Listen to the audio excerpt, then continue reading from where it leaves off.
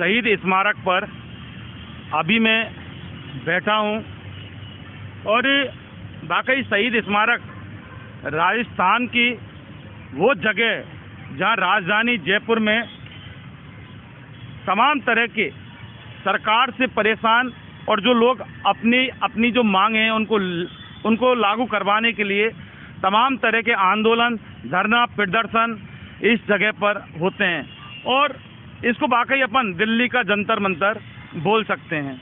Screen पर एक बार दिखाएं मणिकांत, ये एक तरफ महात्मा गांधी की फ़ोटो लग रही है और एक तरफ सुभाष चंद्र बोस की फ़ोटो लग रही है और बीच में ये तिरंगा जो झंडे की फ़ोटो लग रही है।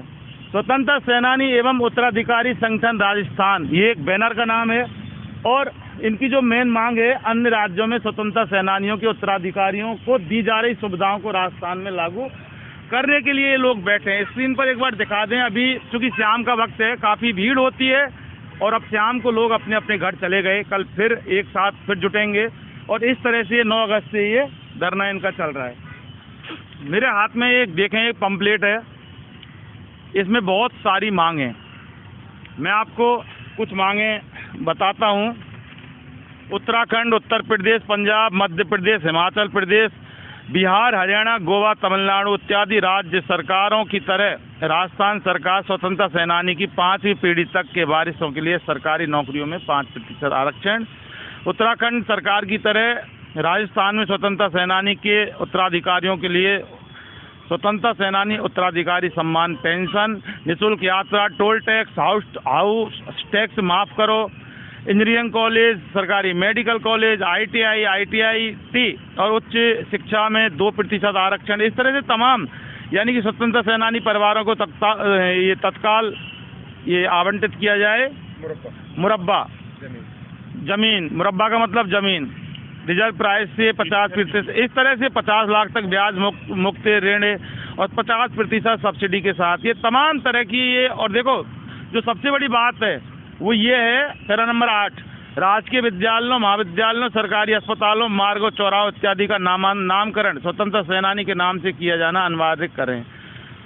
इनसे बात करेंगे। हमारे साथ एक स्वतंत्रता सेनानी के जयपुर के एक बेटे हैं, नवनीत बजाज। इधर आइए नवनीत बजाज, आप बताओ कि इतने दिन से आप यहाँ बैठे हैं, तो आपकी जो फाइल है राजस्थान सरकार में वो किस स्टेज पर चल रही है और सरकार उस पर क्या काम कर रही है? क्या आपको लगता है कि आपकी मांगों को सरकार मानेगी या फिर इसी तरह से जो फाइल है धूल फेंकती रहेगी? सर, अभी तक तो फाइल सिर्फ धूल ही फेंक रही है, क्योंकि ये मेरे पास में एक लेटर है, ये लेटर है 9/6/23 का। 9/6/23 को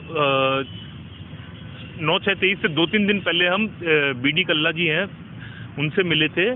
हमारी तरफ से उनको एक पूरी ज्ञापन दिया गया था कि ये स्वतंत्रता सेनानियों की जो हमारी जो प्रॉब्लम्स हैं वो आप हमारी सॉल्व कीजिए। उन्होंने अपना नोटिंग बना करके सारी CM महोदय के पास में फाइल को पुटअप कर दिया। 9/6/23 को उन्होंने पुटअप किया फाइल को। रिमार्क क्या लिख रहा है इस पर? रिमार्क इस पे ये लिख रखा है, संलग्न प्रकरण का सामान्य प्रशासन विभाग से परीक्षण करवाकर यथोचित कार्रवाई एवं उचित आदेशार्थ हेतु संपूर्ण विवरण आपके समक्ष अवलोकनार्थ प्रस्तुत कर रहा हूँ। लेकिन ये 9/6 से लेकर के एक बात देखिए, मैं आपको मणिकांत थोड़ा सा इधर दिखाएं, ये देखिए, ये सरकारी नोटिंग है BD कल्ला की और इसमें फाइल को पुटअप किया गया है और पुटअप करने के साथ रिमार्क कर दिया गया है। 9 जून के बाद से लेकर के अब तक हमारे को किसी तरह का कोई सांत्वना भी नहीं मिली। कोई एक ये आए कि हाँ आपकी प्रोग्रेस हो रही है। हम बार बार जाकर के पूछते रहे, सिस्टम से शासन से पूछा, प्रशासन से पूछा, लेकिन कोई जवाब देने की ही पोजीशन में नहीं है। कोई जवाब ही नहीं देना चाहता है कि बोले आप यहाँ पे आने की जरूरत नहीं है, होगा जैसे हमारी आपकी कार्रवाई चल रही है होगा, हम आपको बता देंगे। यानी कि राजस्थान के अशोक गहलोत सरकार को स्वतंत्रता सेनानी के परिवारों की जो समस्या है या उनके सवाल है उनको जवाब देने की कोई जरूरत महसूस नहीं है। हालांकि चुनाव हाँ समझ नहीं रही, समझेंगे भी नहीं, वो सरकार है।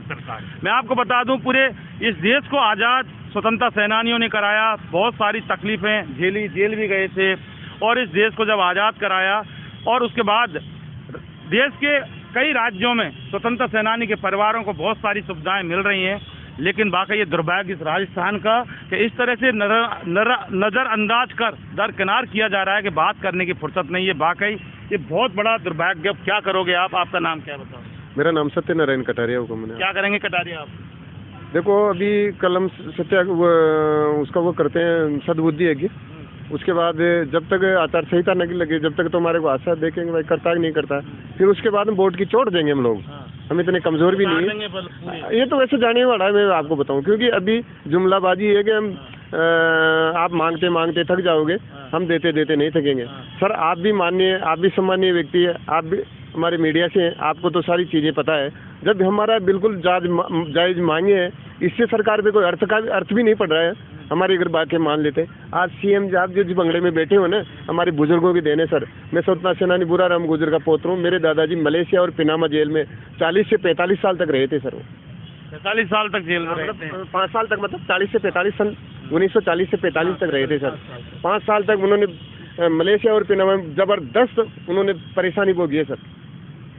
तो आपका कहने का मतलब है कि वोट की चोट से अब राजस्थान की अशोक गहलोत सरकार को आप बिल्कुल हटा के रहोगे, लेकिन राजस्थान की अशोक गहलोत सरकार तो बहुत अच्छी है, दे रही है जनता को, फिर आपको इस तरह से क्यों बायकट कर रखा है सरकार? ये केवल राजनीतिक जुमलेबाजी है, देने के नाम कुछ नहीं है, केवल कहना ही कहना है ना। और अगर ये सरकार ऐसे ही रहेगी तो इस सरकार के आगामी जो चुनाव हैं उनमें इसको खामियाजा भुगतना पड़ेगा। देखिए भुगतना पड़ेगा खामियाजा सरकार को, लेकिन ये सारे तमाम जो दस्तावेज हैं ये इस चीज़ की गाथा बता रहे हैं कि स्वतंत्रता सेनानी के जो परिवार है उनके लोग यहाँ बैठे हैं और स्वतंत्रता सेनानियों ने इस देश को आज़ाद कराया, इस राजस्थान को आज़ाद कराया, उत्तर प्रदेश, मध्य प्रदेश, यानी सारे राज्यों को आज़ाद करा के, यानी संपूर्ण भारत को जब आज़ाद कराया और उसमें तमाम तरह की यातनाएं उन्होंने सही और तमाम तरह की परिस्थिति और कठिनाई उन्होंने सही। और स्वतंत्रता सेनानियों को जो दर्जा है, कुछ उनकी मांग है, वो राजस्थान में लागू करने के लिए ये लोग बैठे हैं 18 दिन से। और कई सरकारों ने तो अपने अपने राज्यों में तमाम तरह की सुविधाएं दे रखी हैं, लेकिन वाकई इन तमाम सुविधाओं में राजस्थान में अगर सबसे पहला हक बनता है तो वाकई इन लोगों का हक बनता है। और कुछ कहना चाहते हैं बजाज नवनीत, बोलिए सर। देश को आज़ाद देशवासियों ने कराया है। ऐसा नहीं, मैं नहीं समझता ऐसा किसी का योगदान कम और किसी का योगदान ज़्यादा होगा। सब लोगों का योगदान एक जैसा रहा है देश को आज़ाद कराने में। फिर फैसिलिटी देने में इतना भेदभाव क्यों? वहाँ पे तो दूसरे राज्यों में दे रहे हैं तो यहाँ पे क्यों नहीं दे सकते वो फैसिलिटी? जब देश को आज़ाद पूरे सब लोगों ने मिल करके कराया तो फिर सुविधाएं भी सब लोगों को मिलनी चाहिए। किसी को मिल रही है, किसी को नहीं मिल रही है, ऐसा क्यों? ऐसा करना भी तो गलत है। अब देखिए चुनाव आने वाले हैं, अक्टूबर में आचार संहिता लग जाएगी, लेकिन इनकी जो मांग है ये वाकई जनाइन मांग है और इनका अधिकार भी है। और इस अधिकार, जो इनका अधिकार है, सरकार को देना चाहिए।